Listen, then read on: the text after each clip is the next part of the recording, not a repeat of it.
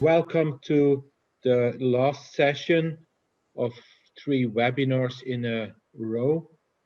Today we talk about, Dr. Hilde van Merhagen will talk about salmonellosis as a disease in poultry, but also the zoonotic aspects. Tomorrow we have a very specific day on session on diagnostics and monitoring of salmonellosis.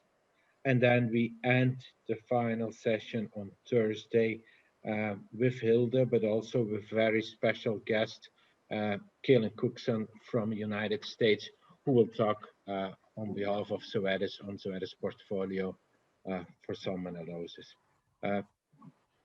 Hilde, I would like to give you the floor, and please start. Go ahead. Thank you.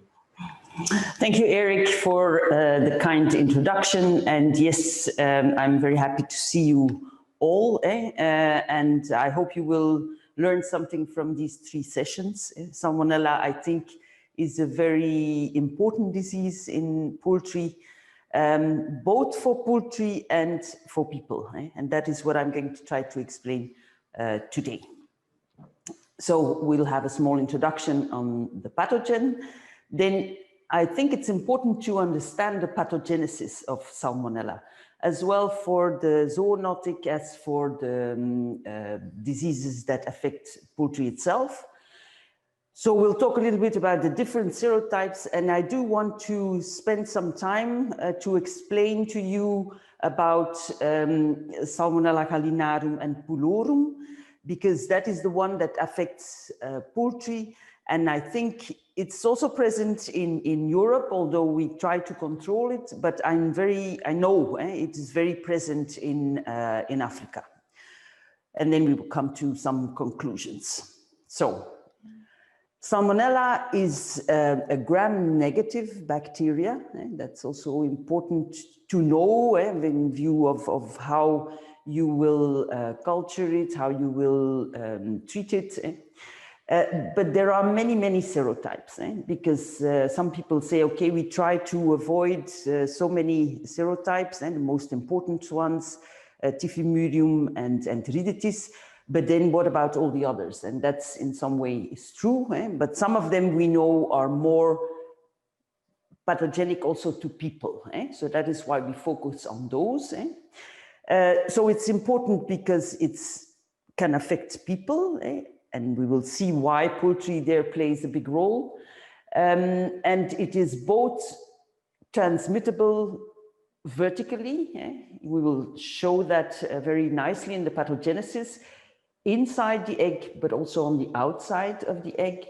And of course, once it's in the environment, it can also be transmitted horizontally in the house, but also everything that comes in the house from outside can be carrier of Salmonella. There's a very big difference between the different serotypes, because some of them survive very well in the environment. Even we have some types like Salmonella infantis, Salmonella java, that are very difficult to get rid of. Even when you go into these houses, when they are cleaned, you would say, this is very clean. But then once you put the birds inside, the Salmonella seems to remain somewhere and come up again. And some types are more difficult to get rid of than others. And the way they colonize the birds, the way they replicate, some of them are like passing by, and then they go. Like some of the Salmonellas that we find in feed, we call them sometimes exotics. We see that they don't seem to remain in the houses, some of them. So that is why many serotypes are very different. I'm not going to bore you with a lot of classification and so on. That is for Tiago to do tomorrow. But what I do want to explain is, because sometimes you will get maybe a result, is this Kaufman-White classification. What you see here is the Salmonella. And then one of the antigens that we focus on is the O antigen, which is from the oligosaccharides on the cell wall. And then the H antigen, that is the flagellaire protein. So some of the Salmonella don't have flagellae, like Gallinarum pulorum. They are non-motile because they don't have this way to move. So that is when you look at the results, they will often give you something like this, Enteriditis O1912, and then the H antigens and also the fimbriae are used for the classification. And this is rather important. Again, when you get results, sometimes you can get the serotype immediately, but sometimes also you will first get the serogroup. So there are the most important serogroups are mentioned here, A, B, and the ones in the B group that are important are Salmonella java, Salmonella timurium, also Derby, but that's not so much in poultry. Then in the C group, we have Infantis, that is important.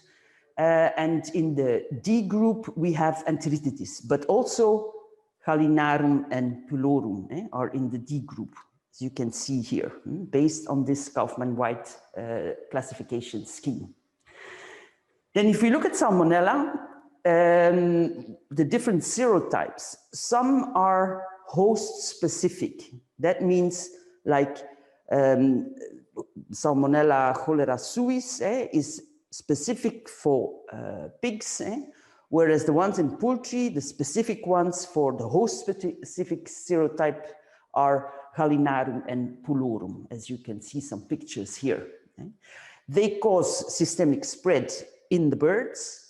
They can cause severe deaths. They are very killing for this specific host, which in this case is then the chicken.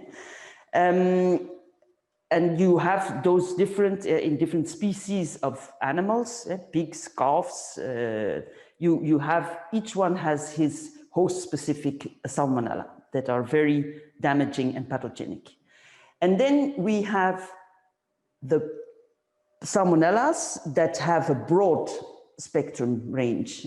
And those are, some of them are also very dangerous for people. Those are the ones we call the zoonotic Salmonellas, and they cause food poisoning. So the main ones, Enteriditis and Typhimurium, but there are others. And this can also be different in different parts or regions, which ones are more prominent and cause more food poisoning in humans. So what they do is, in the chicken, they will colonize the intestine, so they will be picked up from the environment or vertically transmitted. They colonize the gut of the bird, but they don't really cause any problem in the chicken. So that's why it's good that it doesn't cause any problem, but it's bad in the sense that we don't know that it's there. And then from there on, it will spread within the flock of the chickens, but also to other animal species. Like Salmonella typhimurium spreads easily in rodent populations. So as long as these mice and rats families stay on the farm, you will have spread of that Salmonella typhimurium. And then what is also very worrying lately is that we see that a lot of these zoonotic Salmonellas are multi-resistant. They are multi-resistant to antibiotics, and they are very present. So that means that there is interchange between birds, pigs, humans, and other species of these multi-resistant genes. So I don't have to tell you, food safety is a very important issue for consumers. Food safety first, meaning that whenever you eat something that is not safe or that cause food poisoning, you will remember, because you will you will have some fever, you will have diarrhea, you will vomit, and you will feel very, very bad. So if you know it's because I ate eggs or chicken, for some time, you will not eat eggs or chicken, because food poisoning is so scary. And then the other thing, as I said, we see more and more the species that are mentioned here, Kentucky infantis, Typhimurium, also the monophasic Typhimurium, which is a little bit different of the other Typhimuriums. But all of these, and Enteriditis, we see that there's a lot of multi-resistance in all these species, specifically the one that worries us now very much not only in Europe, but it's like worldwide. Salmonella infantis in poultry is spreading a lot, and everywhere there is a lot of multi-resistance. So that is also one of the reasons why, not only because of the food poisoning that they can cause, but also because of this multi-resistance for antibiotics that these Salmonella can spread, that we need to control them. So this is a picture where you can see from surveys in Europe, in poultry, the Salmonella, how the evolution of prevalence is in the different types of poultry. So the red one here is the breeding hens. This is the breeding turkey, the laying hen flocks, the broiler flocks. And what you see is that, okay, around this period, 2009-10, we see that there is a reduction in prevalence of Salmonella in the poultry. And I like to show this slide because it's very hopeful. When we started doing control programs, and Thiago will talk about that tomorrow, we started using vaccines, also other things, control measures, but we managed to lower the prevalence of the Salmonella, especially in the layers. So Salmonella enteritis, there are very good vaccines for that, and it's been successful.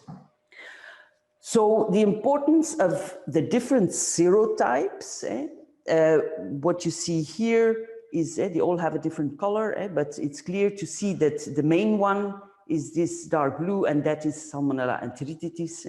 And then the second one is Typhimurium, the most important Salmonellas isolated from cases of food poisoning in humans, that is.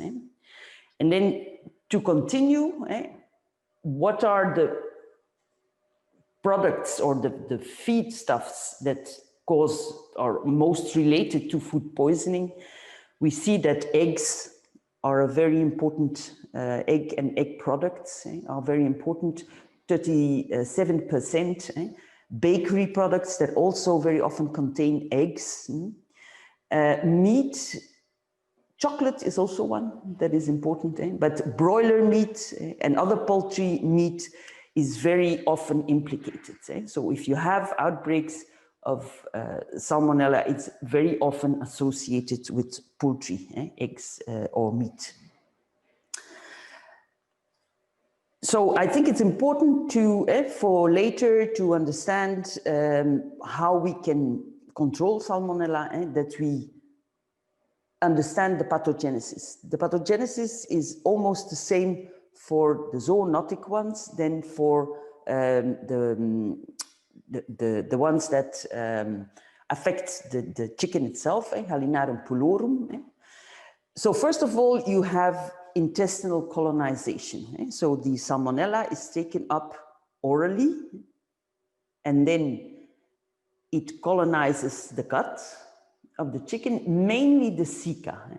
This is, if you want to find Salmonella, that you will also see if you want to make a diagnosis or make cultures, the ceca or cecal droppings are your best sample.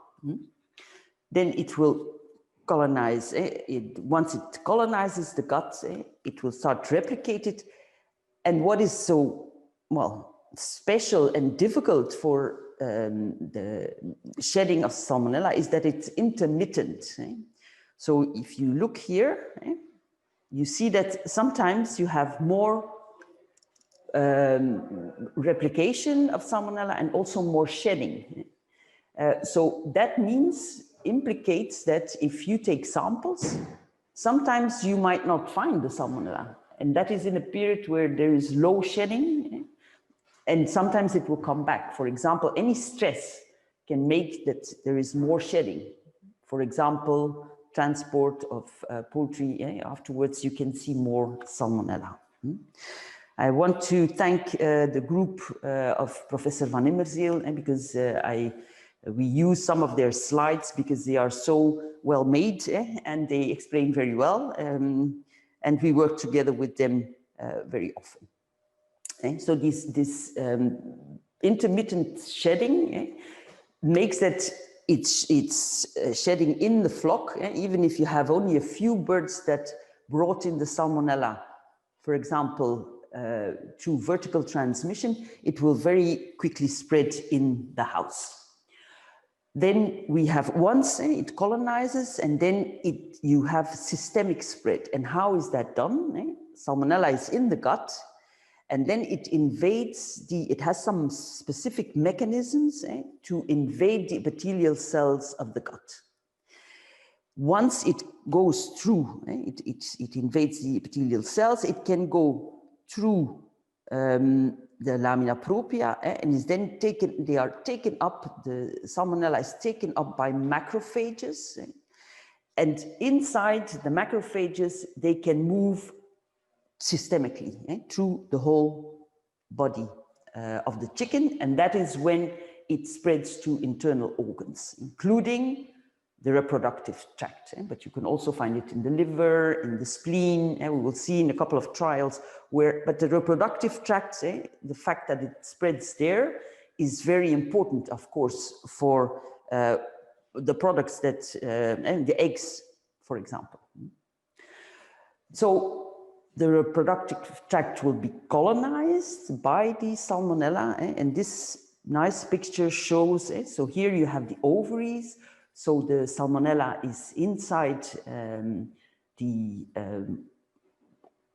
what is going to be the yolk of the chicken, and then it travels through the infundibulum, the magnum, goes to the oviduct, and then we go to the isthmus, where the white is produced, and then the shell gland. So in fact, the Salmonella is inside the egg. That is one possibility.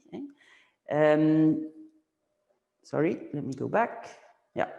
So egg contamination can happen there, inside the egg itself, or once it's laid, it can, because it invades the reproductive tract, and it can be the reproductive tract, but it can also be contaminated once the egg is laid. Everything that is on in the environment, the litter, it can also contaminate the egg on the outside. So that is why, for example, this is for all Salmonellas. It can travel inside the egg and outside. Some of them are more successful to get an infection inside the egg, and the best example is Salmonella enteriditis. These are trials also from the group of University of Ghent, where you can see that layers were infected with Salmonella, and then they tried different types of Salmonella, and you have an enteriditis, two types of enteriditis, Typhimurium, Heidelberg, Virchow, and Hadar. And then you see how they can colonize the oviduct and how they colonize the spleen. So the ones that are most successful are the enteriditis strains. You can see that here, most successful to colonize the oviduct. So that's why enteriditis is so often inside the egg. And then the other thing is that it survives very well in egg white, because in egg white, you have antibacterial substances, and apparently enteriditis, compared to Typhimurium and other groups, like the C could be an infantis, for example, where you see here that enteriditis can survive very well in the egg white, whereas others, they can be in the egg white, but they will not survive. So another reason why enteriditis is so often found inside eggs, and why food poisoning by Salmonella enteriditis very often happens because of raw egg products. That was enteriditis.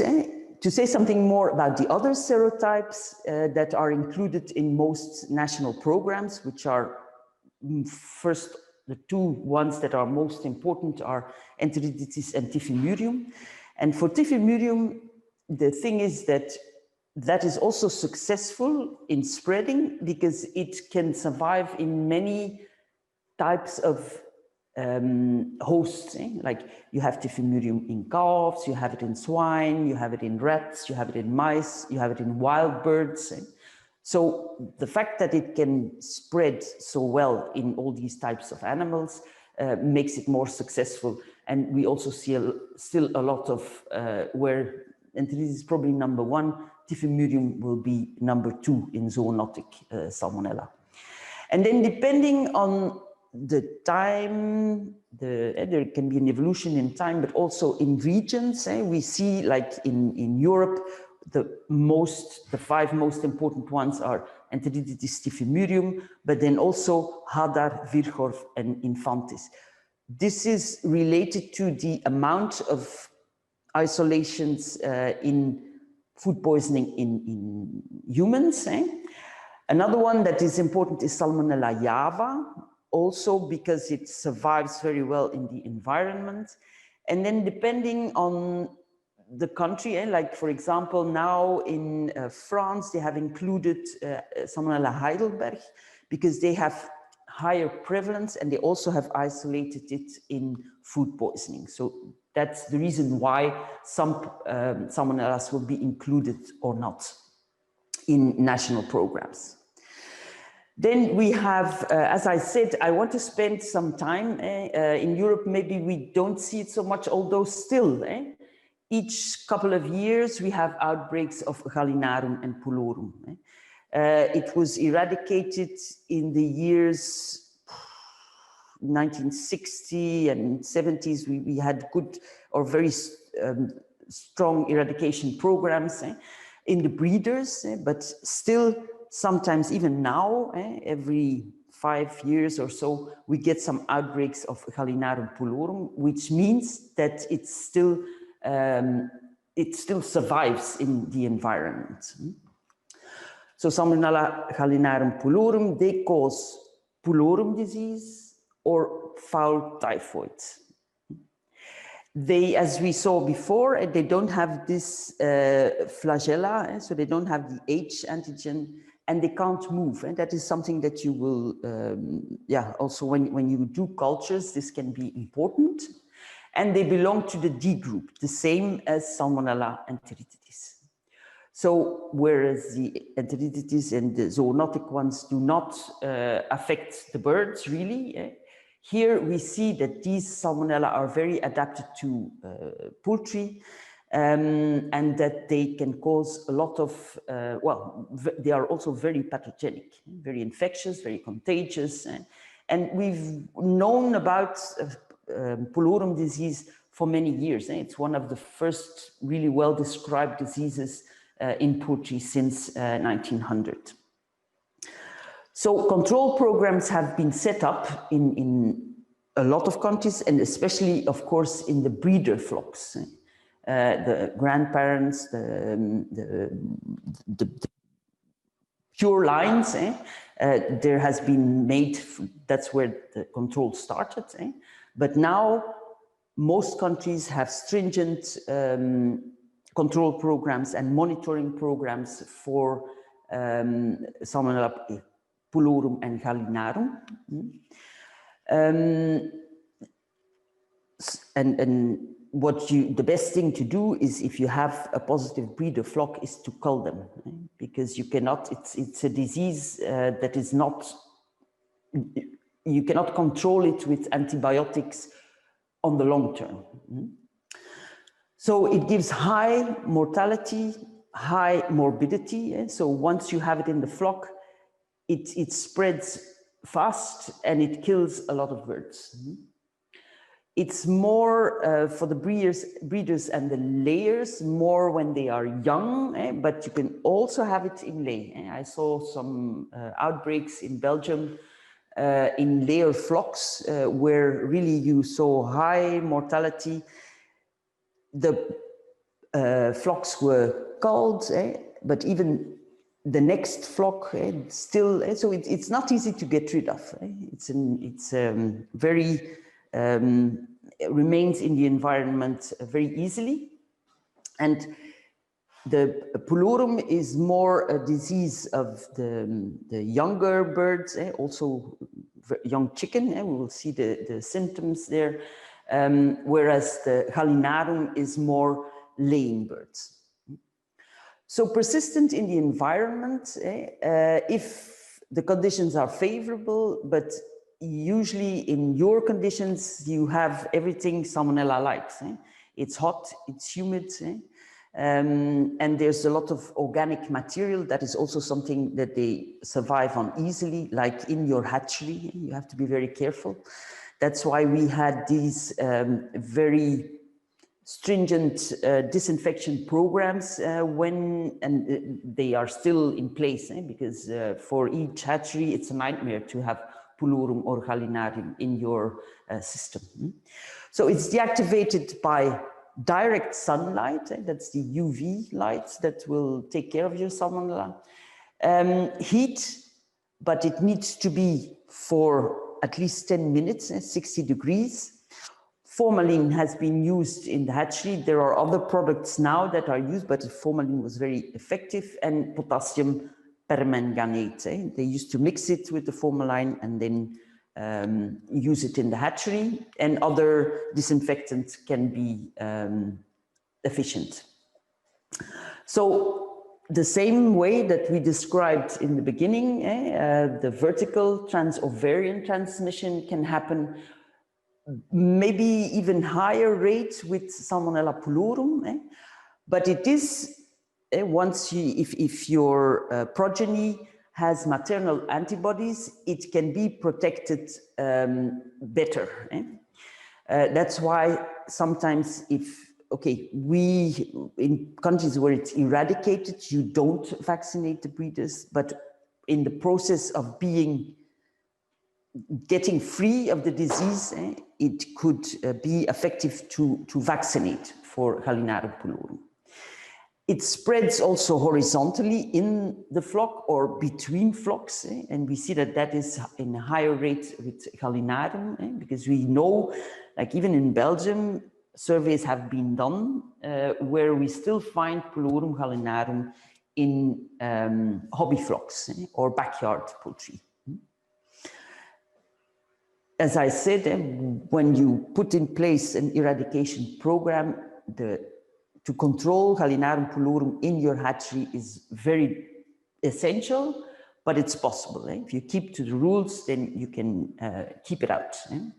Because they affect the hatchability, and we will show why that is, because it can kill your embryo and it can affect the reproductive system of the layers, so that they stop laying eggs or they produce much less, and even the ones that are produced, the chicks are not viable. So what are the signs? You get this typical, they call it bacillary white diarrhea, where in young chicks you very often see a black diarrhea, which is more to do with bad intestinal health. But if you see this white, it can be Salmonella pullurum. High mortality in the first week, around 4 or 5 days. And of course, if your management is poor and the environmental conditions are not so good, the heating and so on, more chicks will be affected, but it spreads horizontally quite fast. Postmortem lesions, you have sometimes peracute infection. That means that you see no lesion, you just find dead birds. That is especially also with Gallinarum the case. You see these white pasty vents, as you see on the picture. Livers are congested, and in the organs, throughout the body, in fact, the heart, the lungs, you find these white nodules or foci, and some white plaques in the intestinal mucosa, and you can find cecal cores. That means that the ceca are filled with a whitish debris. That is typical for Salmonella. It can also affect the joints, where what you can see on the picture here, you have some arthritis. It can also be not only the hock, but it can also be in the wings that you find lesion, well, arthritis. And sometimes even you see like a white cornea. In the eyes, they have like a white opacity. Gallinarum, Salmonella gallinarum, again, the very acute infections, you see very little lesions, just dead birds, and sometimes many at the same time. If it's a little bit more slower spreading infection or less pathogenic strain, you will see pale combs, you will see the birds not ruffled feathers, they don't look very healthy, a drop in feed and water consumption, and a drop in egg production. Very typical, the lesions, again, these white necrotic foci in the different organs, and the bronze-colored liver, with or without small foci necrotic lesions. And what I will show you a picture, very typical, is the infection, oophoritis, the infection of the ovaries. So here, clearly you see that greenish shine on the liver, and that's very typical for Gallinarum. The white foci, this is the heart, where you see white foci, not only in the heart muscle, but in different organs. You can find that here. You see it on the lungs, you see it on this is the stomach, where you see these white foci, and the heart. Differentiate, if you see this kind of lesion, what other disease could cause this? Maybe Marek's disease, which is a different lesion. This is a bacterial lesion, where in Marek's it's a tumor. And aspergillomes is in aspergillus, you will see they are a little bit more yellowish, I would say. And when you open them, it's a different lesion. But on the first view, you could think maybe that's your differential diagnostic possibilities, I would say. So here we have the same, the white foci in the pancreas. So this is your duodenal loop with the pancreas, and here you see these white lesions. Here the same, the cecal cores, very typical for Gallinarum pulorum.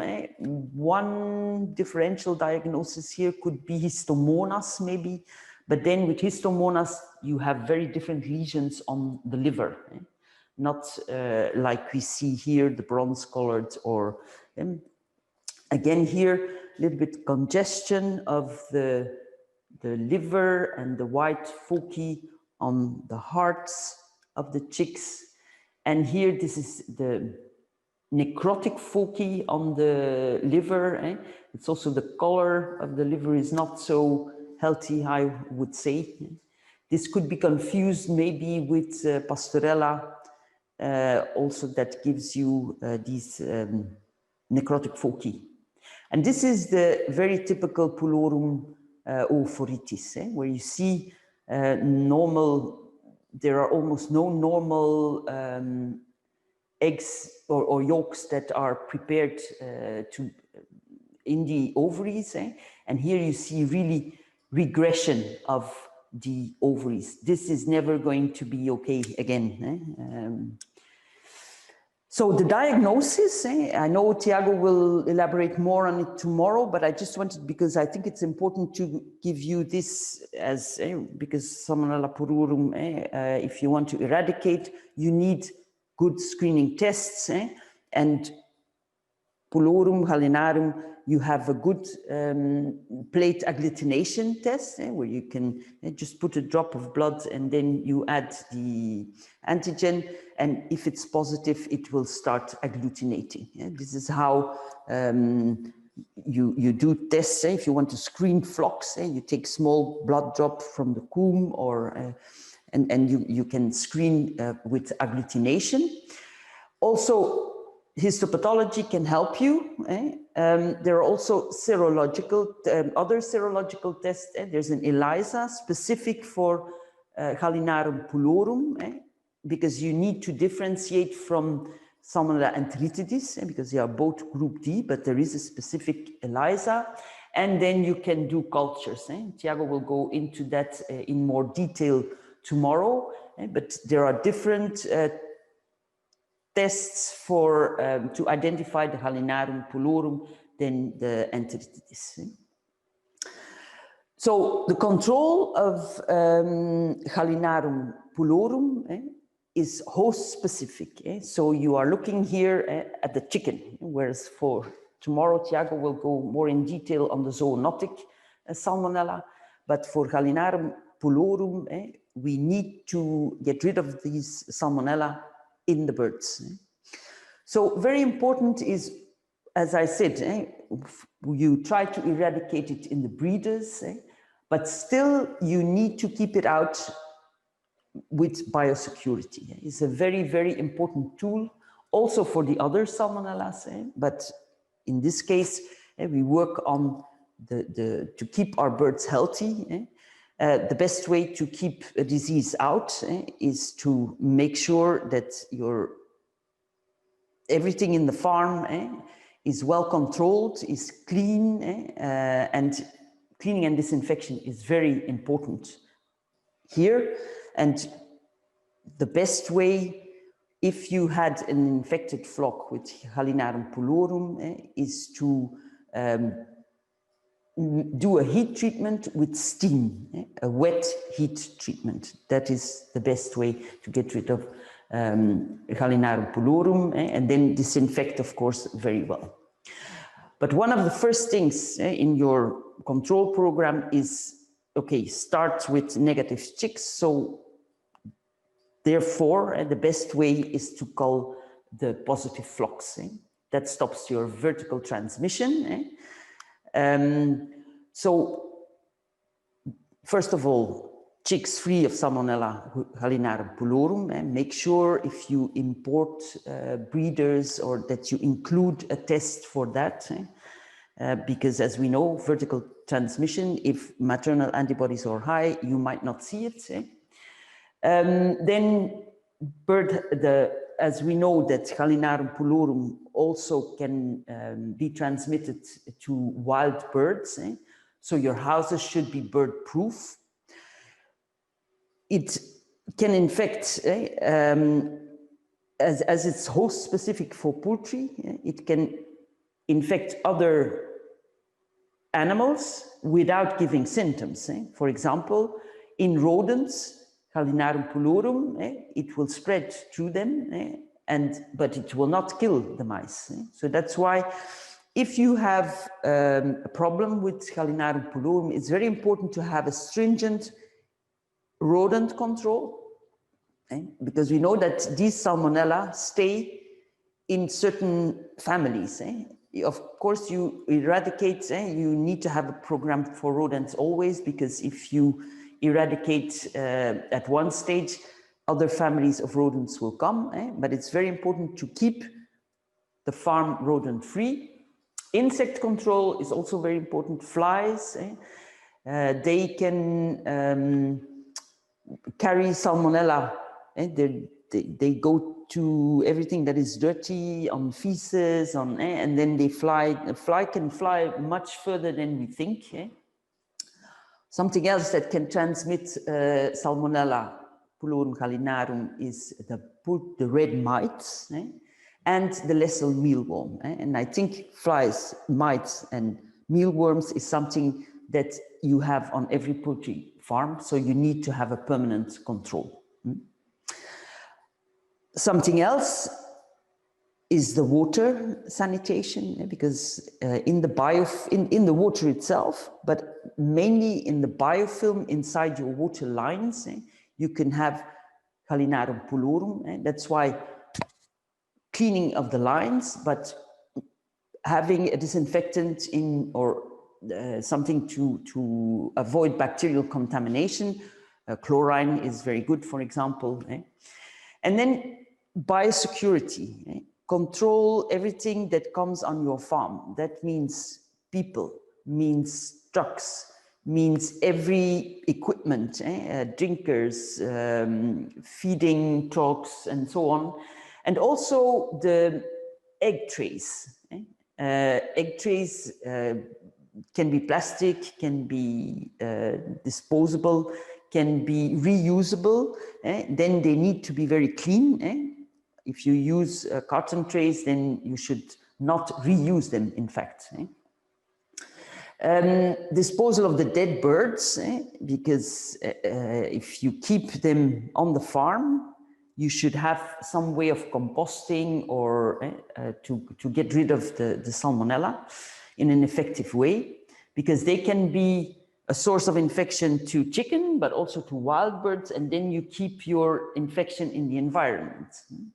As I said before, the best way to clean a house from Salmonella, Gallinarum pulorum, is to steam it. So you have these foggers, or you have these to heat, but also wet. Because why? Because it can go into, so in a poultry house, sometimes it's very difficult to clean all the materials, because there are, like in cages, for example, very difficult to clean it very well, but the steam treatment is the best. So treatment with antibiotics is possible, but is not recommendable, because it will never be 100% effective, and you will keep on having these shedders. They will remain carriers, and once in a while they will shed in the house.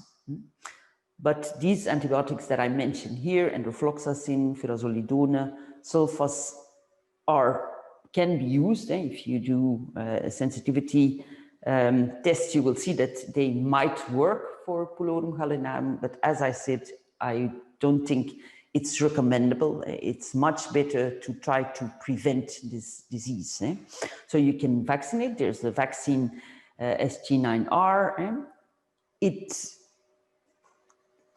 Eradication always better, but I know sometimes we had layer flocks that were at risk, and then we vaccinated during rearing, and sometimes also even during production. It is off-label, but it can help you. And then there are inactivated vaccines for pulorum gallinarum. But main thing is, if you have a more organized poultry production, it is one disease that you should try, one of the first ones that you should try to eradicate, I think. So I'm coming to the end of my talk. So Salmonella in poultry, a very important disease. Host-specific types, Gallinarum pulorum, they give you a lot of losses. Because if you have that in your breeder flocks, we used to, I remember when my father was also a poultry pathologist, and he said, the big improvement we saw in hatchability, in chick quality, once we eradicated those diseases was enormous. Then the zoonotic Salmonella are also, or even now more important, because we try to eradicate the Gallinarum pulorum for food safety, not only because we look at the clinical disease in humans is the food poisoning, But the other one that is less visible is the antimicrobial resistance. And I think that is a worldwide issue. All of us, be it Asia, Africa, Europe, Americas, we all deal with these antimicrobial resistance. And we do know we want to preserve some antibiotics to treat our diseases. Why is Salmonella so much in the food poisoning related to poultry? We saw that in the pathogenesis, how it can infect the eggs inside and out, and how then once it's spread in the flocks, it can contaminate the poultry meat because it is the feces. If you don't work cleanly, once the birds are infected, it can contaminate your meat. So there is a need to control Salmonella in poultry to avoid poisoning, food poisoning and antimicrobial resistance in humans. So that was my message for today, and I will be glad to answer any questions if you have some for me. Thank you, Hilda, for the presentation. I will share the questions that I have. So, first one, except shedding and antimicrobial resistant problem to other organisms, do Salmonella has no health problem like omphalitis or enteritis in poultry? Not the first weeks, our birds are more susceptible, and you can get, but yes, you could get a little bit of maybe diarrhea but not really. I think the first week mortality or the first week will be more related to E. coli than to any zoonotic Salmonella. Okay. So what would it be your recommendation if there is a poultry farm infection? Can we use the meats or eggs for human consumption? If you're talking about the zoonotic Salmonella, it is not advised at all to eat that, but it doesn't mean that you cannot use it, in the sense that you can get rid of the Salmonella before you eat it. Meat can be heat treated. That's, for example, if you have a positive flock in your monitoring system, positive flocks, broilers, they will be slaughtered logistically to start with. So they will, to avoid contamination, cross-contamination in the slaughterhouse. And then they cannot go for fresh meat. That means you cannot sell it as fresh meat, but you can cook it, and then you can use it. The eggs, if a flock is contaminated with Enteritis diffimurium, they also go for pasteurization. In that way, you decontaminate from the Salmonella. The Salmonella is not infective anymore, because you can make egg powder, you can make pasteurized products. So you can use it, yeah, but you cannot use it fresh. So that is, first of all, to avoid vertical transmission. Breeder farms affected with the zoonotic Salmonella will be culled.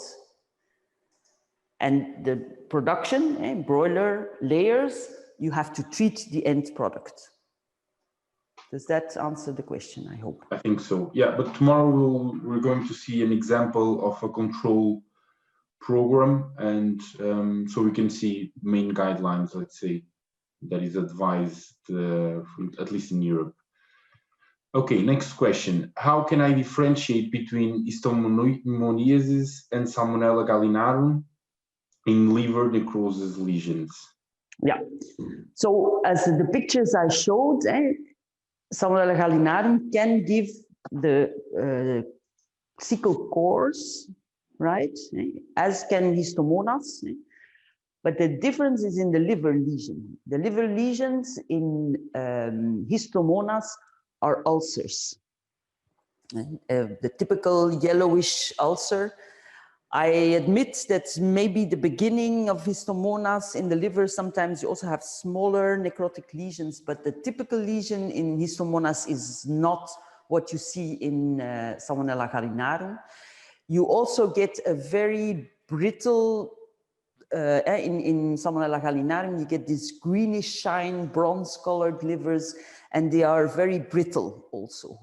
Where in histomonas, typical these necrotic yellowish lesions, different from what I showed, the necrosis lesions with gallinarum are more smaller yellowish or whitish dots, where histomonas, the ulcer is yellowish, I would say, and a big ulcer.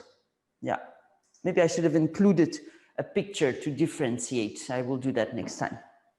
So, next question. Okay, next one. Do the vaccinated birds against Salmonella show agglutination on the rapid test? The vaccinated birds, we are talking Gallinarum pulorum. No, because it's a different antigen. Yeah. For enteriditis, we don't use the agglutination. Yeah. Okay, next one. Can Salmonella arizonae from turkeys affect poultry, and how does it affect poultry? Salmonella arizonae for turkey is like the Gallinarum pulorum for chicken. Yeah. And they do not cross-contaminate. Yeah. Okay, next one. Which approach is the most effective and applicable to break the chain of transmission both in birds and in humans? I guess we'll discuss it on Thursday as well. Well, there are different approaches, but I think we can say after the experience both in US, Europe, since that's the slide I showed you, and there's another slide that we will show, I think tomorrow or on Thursday, is that the fact there's no silver bullet, but one of the things that helped us a lot is the vaccines. But the vaccine alone, if the load is too high, will not do it. But it's been a big, big help. We saw that once we started the programs with the vaccination, that especially in the layers, we saw really a drop in prevalence in human cases. Okay, next one. Why are antibiotics not recommended for treatment of Salmonella while there is a good choice? Because you will get an immediate effect, but it will come back because you cannot get rid of it in the flock. The Salmonella is in the environment, so birds will get reinfected. They will start shedding again. Specifically for the zoonotic ones, the advantage, well, it's not an advantage, but the Gallinarum pulorum kills a lot of birds. But the zoonotic ones, they don't kill the birds. So if you use an antibiotic, it's specifically forbidden to use antibiotics in zoonotic salmonellas, because you camouflage, in fact, or you make that you cannot see what is happening, and if you do monitoring, you might not find it, but it will come again. So that is why it's really forbidden. Two reasons again, food poisoning, but also the antimicrobial resistance we want to avoid. So definitely don't use antibiotics. Yeah. Okay, next one. Is isolation of Salmonella in chicken droppings diagnostic? So if you isolate it from the chicken dropping, is it? Yes, it's diagnostic, but Thiago, I think, will also go into that tomorrow. It's our monitoring system of Salmonella is meant to see to make sure that we know the status of the flocks. A negative test for Salmonella is not proof that it is not there. Why? because you have this intermittent shedding. But we have our official monitoring programs that would take care of that. I will also explain on Thursday, there's a difference between trying to monitor, make sure that regular monitoring, or to go and look if you have a contamination with Salmonella. Say in your feed mill, you think you have a contamination, then you will have to take a lot of samples and big samples to find it. It's a difference doing a monitoring. I would say monitoring sometimes is like, I don't want to find it. Whereas if you want to find it, because you want to find the source of contamination, you need to take more samples to make your chances to find it higher. But we try to come back on that on Thursday. Okay. Okay. Are there any polyvalent vaccines that can target both host and zoonotic strains? In your opinion, do you think this will work? Well, the SG9R, the one that is for the host specific, does work, gives some protection for enteriditis. But I think it's much better to use, if you want to have a good protection for enteriditis, to use enteriditis. We have enough vaccines that contain the zoonotic strains. For, well, enteriditis diffimurium, we do lack infantis, for example. Okay. Okay. What are the best antibiotics used on the flocks affected with Salmonella? Well, as I said, I think you should better not treat, but I mentioned the ones that are, they need to have a gram-negative spectrum, and then it's always better to make it more specific. Don't use the broad spectrum. Better to use the ones that you could come up with after a sensitivity test. But as I said, I'm not very in favor of treating for Salmonella. Yeah. Next one. So could you explain the relationship between drug resistance and emerging of a new strain of Salmonella?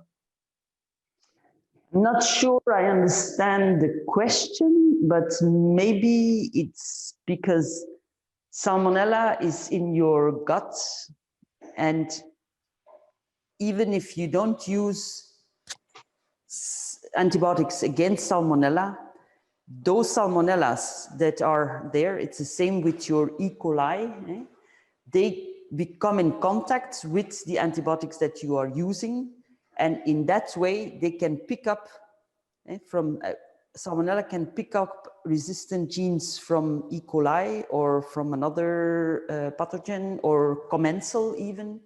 So that is why we see that more and more we get multi-drug resistance. And apparently some strains of Salmonella, like infantis, are more, well, they pick up more of these genes.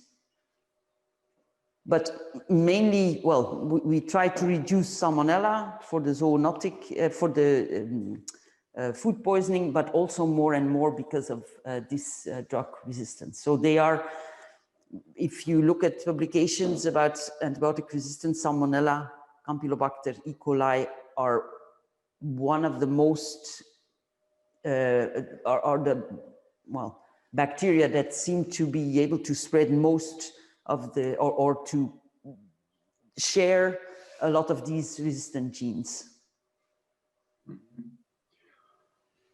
Can we be certain to say that Gallinaru or Pulorum are not zoonotic? As far as I know, no, that we don't consider them zoonotic, but remember I said the 2,500 Salmonellas. We look at the zoonotic ones, 5, 7 species of Salmonella, but in fact, any Salmonella if the person you give it to is weak, pregnant, has something else, immunosuppression, it could cause. That is also true, yeah. But I wouldn't consider Gallinarum pulorum directly a human risk. Okay. Last one. Can poultry diets containing insects like maggots, beetles, cockroaches be a risk factor for Salmonella in reared birds? So if they can be a transmission. Yes. That's why, because there's a new tendency to use these, insects or maggots as a protein source for chicken, and it seems quite, in nature, that's what chicken eats. But one of the reasons why it's taking more time to develop these new sources of protein is exactly because of risk of contamination with Salmonella. But I'm sure they will find a way to avoid that. I think that is the question, or is the question that, I think that is the question. No, I think that is the question, yes. I think that is the question, yeah, yes. okay. Okay, so these were all the questions that we had for today. Like Hilda said, tomorrow we will talk about the diagnostic part, and on Thursday the control. So thank you for your time today, and I hope you you took value from it. And we see each other tomorrow at the same time.